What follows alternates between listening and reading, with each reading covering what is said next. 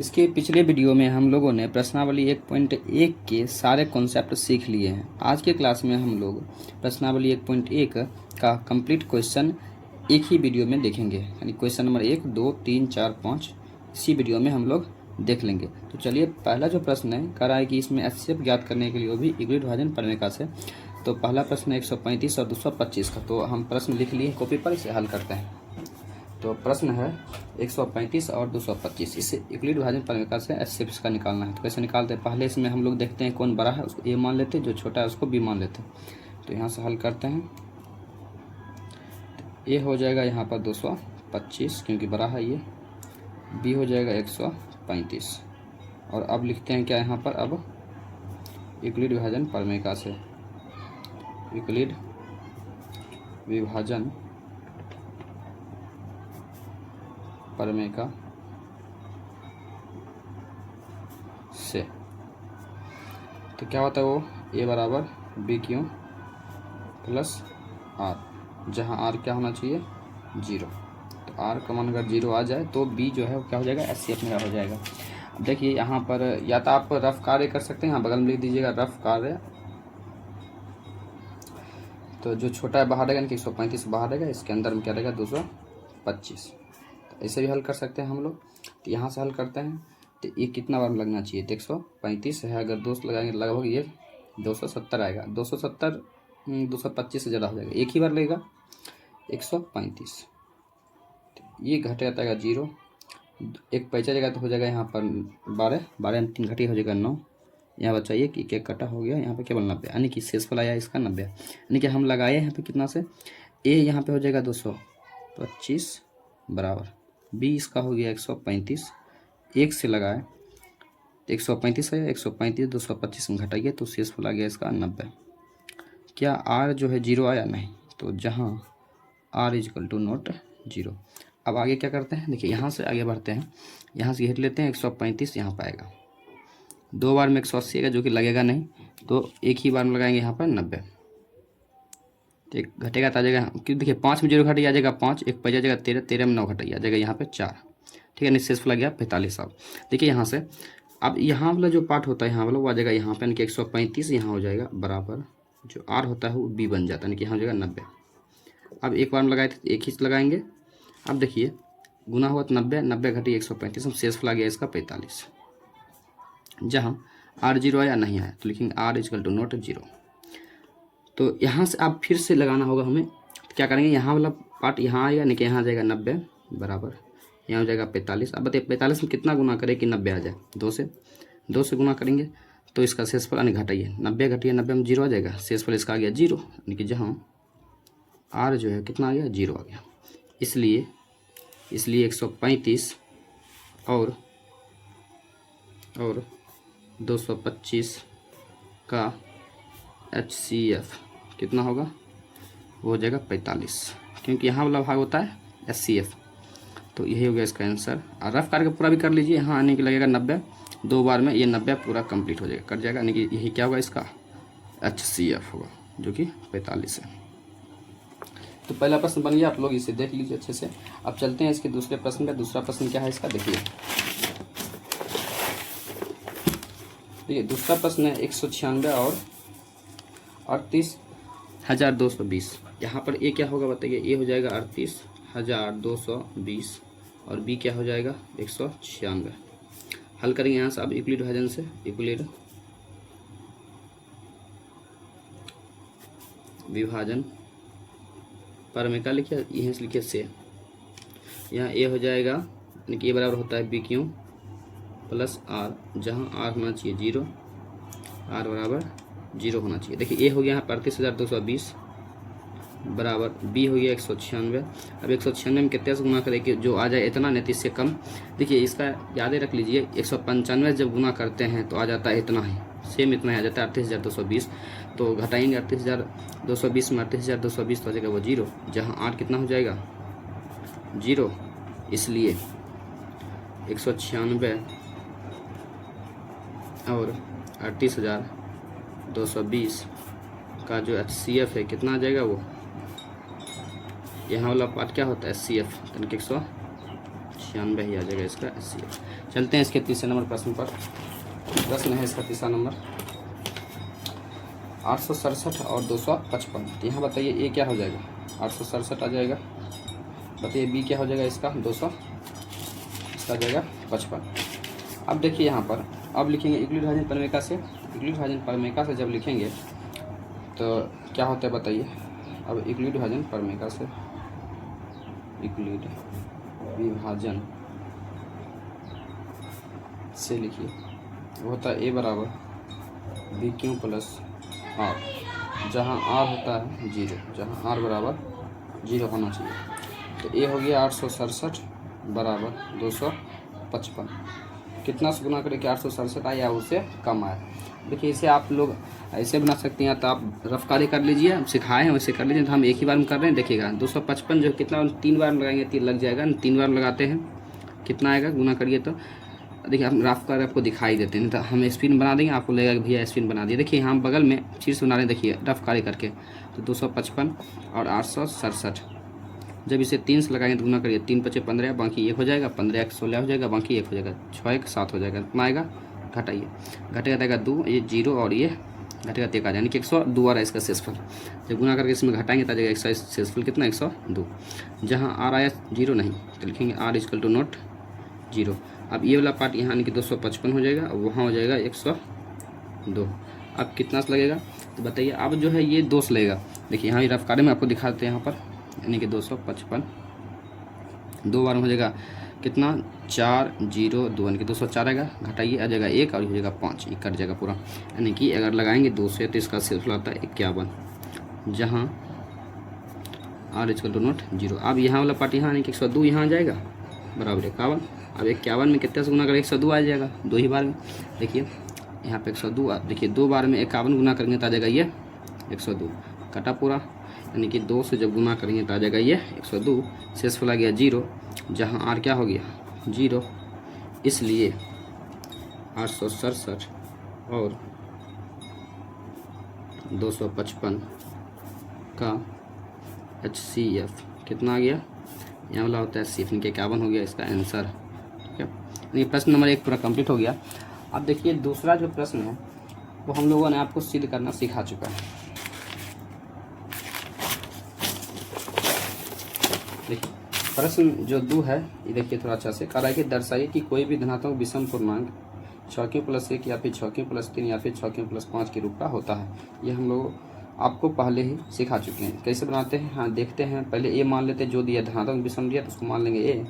उसके बाद बी किसको मानते हैं, जो क्यों के बगल में होता है 6, उसको मान लेंगे बी। 6 से छोटा होता है आर का मान, इससे निकल जाएगा, रखेंगे और बन जाएगा। ये पहला स्टेप होता है इसमें क्या, माना ए, यानी कि माना जो यहाँ पे दिया है, माना कोई धनात्मक विषम पूर्णांक, मान लीजिए जो दिया हुआ है धनात्मक विषम पूर्णांक क्या हो जाएगा बराबर ए। अब बताइए तो बी बराबर कितना होगा, बताए थे जो क्यों के आगे होता है वो होता है बी, यहाँ हो जाएगा 6। अब एक होता है यहाँ पर क्या, जो ए होता है ए वो बी से बड़ा होता है, बी जो होता है ना आर से बड़ा होता है, और जो होता है वो 0 से बड़ा और बराबर होता है। मतलब बी से बड़ा कौन होता है आर, इसका मतलब बी से छोटा है आर छोटा है बी से, यानी कि बी है 6 तो 6 से छोटा आर होता है, यानी कि आर क्या क्या होगा 6 से छोटा, 0 होगा, 1 होगा, 2 होगा, 3 होगा और 4 होगा, 5 होगा। अब देखिए इसमें कह रहा था माना कोई धनात्मक विषम पूर्णांक, क्या विषम पूर्णांक यानी कि 0 1 2 3 4 5 में हम क्या लेंगे, केवल विषम संख्या। विषम संख्या क्या है इसमें, तो इसमें देखिए कि आर बराबर यानी कि विषम पूर्णांक क्या क्या है बताइए। विषम पूर्णांक इसमें क्या क्या हो जाएगा आर के लिए, तो विषम पूर्णांक आर के लिए 1 होगा, 3 होगा, फिर 5 होगा। हम केवल इसी पर जांच कर लेंगे, इतना पर करना जरूरी नहीं है, बस जितना बोल रहे उतना करिए। 1 3 5 पर जांच करेंगे मेरा बन जाएगा। यानी कि यहाँ लिखेंगे जब r बराबर 1 लेंगे तब यूक्लिड विभाजन से, यूक्लिड विभाजन प्रमेय से क्या होता है फॉर्मूला, ए बराबर बी क्यू प्लस आर। देखिए ए तो ये हल दीजिए, यहाँ पर बी ये माने थे कितना है बी 6 है, तो हो जाएगा 6 और क्यों तो क्यों हो जाएगा, और आर जब आर बराबर 1 यानी कि हो जाएगा 1, ये हो जाएगा एक विषम संख्या। यही साबित करना था, देखिए ऊपर करना था, एक साबित हो गया। अब दूसरा 3 के लिए, यानी जब आर बराबर कितना लेंगे, जब आर बराबर 3, तब बताइए यूक्लिड विभाजन से, यूक्लिड विभाजन प्रमेय का से क्या होता है, ए बराबर बी क्यू प्लस आर। बताइए यहाँ पर ए तो ये है, ठीक है, बराबर बी हो गया यहाँ पे 6, क्यों तो क्यों, और आर अभी लिए थे कितना, आर हो गया 3। यही साबित करना था। आगे एक लास्ट है 5 के लिए ना, लिखेंगे जब आर बराबर कितना 5, आर बराबर 5, तब लिखेंगे यूक्लिड विभाजन से, यूक्लिड विभाजन प्रमेय का से क्या होता है फॉर्मूला, ए बराबर बी क्यू प्लस आर। अब बताइए ए तो ए हो गया, बी हो गया यहाँ पर 6 दिया माने थे, और क्यू प्लस आर कितना 5, तो यहाँ हो गया 5। ये साबित करना था, हो गया तीनों। ये तीनों क्या है, धनात्मक विषम पूर्णांक। मेरा जो प्रश्न है 2 नंबर ये कंप्लीट हो गया। अब देखिए प्रश्न नंबर 3 क्या है। देखिए प्रश्न नंबर 3 जो है ये भी हमने आपको सिखा चुका हूँ। अब देखिएगा इसमें कैसे पहचाने कि HCF निकालना है। क्या बताए थे, अगर आपको अधिकतम संख्या मिल जाए वो, या फिर समान मिल जाए, क्या समान संख्या है, समान। देखिए पढ़िए, करे किसी पैरेड में 616 सदस्यों वाली एक सेना यानी कि आर्मी की टुकड़ी को 32 सदस्यों वाले एक आर्मी बैंड के पीछे मार्च कराना है। दोनों समूहों को समान संख्या वाले स्तंभों में मार्च कराना है। समान संख्या का है ना, तो समान का HCF निकालना है। तो बताइए इसमें कितना कितना है, बताइए इसमें दिया हुआ है 616 और कितना है 32 है। तो बताइए इसमें ए कितना हो जाएगा, 616 हो जाएगा, बी कितना हो जाएगा, इसमें 32 हो जाएगा। अब बताइए, अब यूक्लिड विभाजन से लिख ले। अब यूक्लिड विभाजन से इसी से निकाल लेते हैं इसका HCF। अब यूक्लिड विभाजन से क्या हो जाएगा, ए बराबर बी क्यू प्लस आर, जहाँ आर क्या होना चाहिए 0, जहाँ आर बराबर होना चाहिए 0। अब ए हो गया यहाँ पर कितना 616 बराबर, ये हो जाएगा 32। अब 32 में कितने से गुना करेंगे, 616 आ जाए या फिर उससे कम हो जाए। देखिए इसका रफ कार्य बगल में लिख लिया, यहाँ पे कर लेते हैं, उसका वहाँ पे हम कर देंगे। देखिए रफ कार्य लिखते हैं इसका हम, रफ कार्य। तो यहाँ पर ए हो जाएगा यानी कि 616, यहाँ हो जाएगा 32। अब कितना बार में लगना चाहिए वो देखिए पहले आप आस्ते से। देखिए ये जो है ना कितना बार में लग जाएगा, अगर हम लगाते हैं यहाँ पर लगभग 18 बार में कितना आ जाएगा, बताइए 18 बार में लगाते हैं तो कितना आ जाएगा, 18 बार में ये नहीं लगेगा तो 19 बार में लगेगा, तो 19 बार में लगाइए। 19 दूनी 38 हो जाएगा, बाकी 3 19 3 57 और 3 60 हो जाएगा। घटाइए, एक बचे जाएगा 16, 16 मार करते तो 8 आ जाएगा। और यहाँ पर देखिएगा 0 0 0 कट जाएगा पूरा, और 6 6 भी कट जाएगा, यानी कि आ गया इसका जो शेषफल है 8 आ गया। यानी कि ये 19 से जब लगाते हैं तो इसका शेषफल आता है 8, जहाँ आर अभी भी 0 नहीं आया। ठीक, आगे देखते हैं। या 32 यहाँ आ जाएगा, 32 यहाँ हो जाएगा बराबर 8। अब मालूम है 8 के पर में 32 का आता है, यानी कि अगर यहाँ पर 32 आ जाए, 8 पर 4 बार 32 आ जाता है, खत्म, यानी कि शेषफल 0 आ गया। यानी कि क्या होगा, इसका HCF हो जाएगा। यानी कि यहाँ पर 4 से जब गुना करें तो शेषफल इसका 0 आ जाएगा। तो जहाँ आर आ गया 0, इसलिए 32 यानी कि या 32 लिख चलिए, 32 और 616 और 616 का HCF कितना हो जाएगा, 8। कितना हो जाएगा 8। यही इसका आंसर है कि हर एक टुकड़ी में कितना कितना सदस्य होगा 8। ये समान टुकड़ी में 8 इसमें प्रेरित करेगा आर्मी लोग। ठीक है, अब देखते हैं अगला प्रश्न नंबर 4।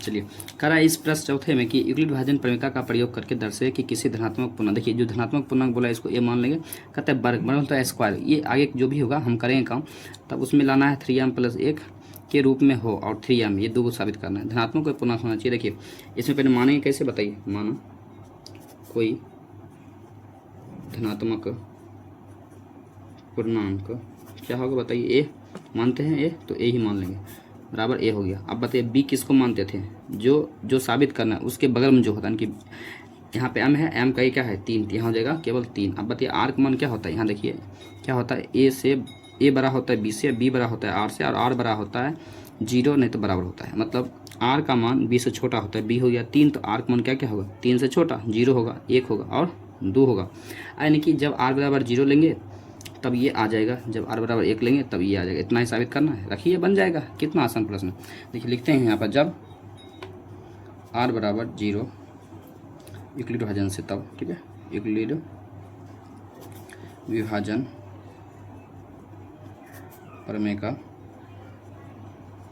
प्रमेय का से क्या a बराबर b क्यों प्लस r। अब a तो ये है, अब b यहाँ पे भी माने 3 माने तो 3 हो जाएगा, क्यों तो क्यों हो गया, प्लस r हो गया 0। अब देखिए इसमें इतना कर दिए। अब इसमें कह रहा है कि वर्ग, तो ये वर्ग इसका हमको करना है और कुछ नहीं था। तो दोनों ओर क्या लिखेंगे, वर्ग करने पर, दोनों और वर्ग करने पर एक नया कॉन्सेप्ट बस यही था। यहाँ आप अच्छा देख लीजिए कि यहाँ से एक नया चीज़ कर रहे हैं, ठीक है, इसको अच्छा देख लीजिए। क्या है, बस दोनों वर्ग करेंगे, यानी कि यहाँ जो a है ये हो जाएगा a स्क्वायर, इधर बचा 3 क्यों, क्योंकि 0 जोड़िए उतना आएगा 3 क्यों का हो जाएगा यहाँ पर होल स्क्वायर। हल करिए, हो गया a स्क्वायर बराबर 3 का स्क्वायर हो जाएगा 9, यहाँ हो जाएगा क्यों स्क्वायर। अब देखिए इसके बाद जो हमको साबित करना है ये लाना है कॉमन लेकर। देखिएगा अगर यहाँ से हम अगर 3 कॉमन ले, क्या बचेगा, 3 क्यों स्क्वायर होगा। अब यहाँ पे साबित करना क्या था, 3m, क्या लाना है 3m, 3 देखिए आ गया है, अगर बगल में m हो जाए, यानी कि अगर इसको हम m मान ले तो 3m हो जाएगा। देखिए यहाँ लिख लीजिएगा, ये a स्क्वायर बराबर हो गया 3, यह मान लीजिए, माना जो m है ना, m इसको मान लीजिए 3 क्यों स्क्वायर को, यानी कि यहाँ से हो जाएगा a स्क्वायर बराबर, ये हो गया 3, इसके बगल में इसको क्या मान लिया m, यहाँ हो गया m, यही साबित करना था, हो गया। कितना आसान था बताइए। अब एक और है a 3m प्लस 1, जब r बराबर 1 लेंगे साबित हो जाएगा। लिखेंगे यहाँ पे जब r बराबर 1, तब लिखिए यूक्लिड विभाजन प्रमेय से, तब यूक्लिड विभाजन प्रमेय से क्या होगा, a बराबर b क्यों प्लस r, यहाँ a तो ये रहल दीजिए बराबर, b माने थे 3 और क्यों प्लस r अभी लिए 1 तो 1। अब क्या लिखते हैं, दोनों ओर वर्ग करने पे, यही नया चीज़ था, देख लीजिए, दोनों ओर वर्ग करने पर क्या होगा, ये हो जाएगा a स्क्वायर, ये हो जाएगा 3 क्यों प्लस 1 का होल स्क्वायर, a स्क्वायर रहेगा। अब देखिए यहाँ पर a प्लस बी का होल स्क्वायर लग रहा है ना, यहाँ देखिएगा a प्लस बी का होल स्क्वायर क्या होता है, a square plus b square plus 2ab, बस इस पर रख दीजिए, बन जाएगा। यानी कि यहाँ पे a स्क्वायर, यानी कि e हो गया a, e हो गया b, यानी कि e हो गया a, e हो गया b, a स्क्वायर यानी कि 3 का स्क्वायर हो जाएगा 9 क्यों स्क्वायर, ठीक है, प्लस b स्क्वायर यानी कि 1 का स्क्वायर 1 के होगा, प्लस 2 गुना ए बी, तो 2 गुना ए बी, 2 हो गया, 2 रहेगा यहाँ पर, a हो गया 3, तो 3 दूनी 6 होगा, क्यों है क्या हो जाएगा 6 क्यों हो जाएगा यहाँ पे। अब देखिए यहाँ पर हमको लेना था 3, यहाँ बस आप 3 कॉमन लीजिए ऐसे करके। देखिए यहाँ a स्क्वायर लिखिए बराबर, इसको पहले लिखिए 9 क्यों स्क्वायर प्लस, तब लिखिए 6 क्यों, लास्ट में लिखिए 1। इस दोनों में हम क्या करेंगे, 3 कॉमन ले लेंगे। अब देखिएगा अगर यहाँ से अगर 3 कॉमन लेंगे तो 9, 3 पर हम 9 क्या बरमाएगा, यहाँ देखिए यहाँ लिखते हैं, यहाँ क्या था a स्क्वायर बराबर 9 क्यों स्क्वायर प्लस में 6 क्यों प्लस में 1, ये था लिखा हुआ। अब देखिए अगर हम इसमें 3 लेते हैं कॉमन, 3 पर हम 9 आएगा 3 बार में, क्यों स्क्वायर हो जाएगा, प्लस 3 पर हम 6 कितना बार में आएगा बताइए, यहाँ पर 3 पर हमें 6 आ जाएगा, यहाँ पर कुछ तो गलती हुआ है,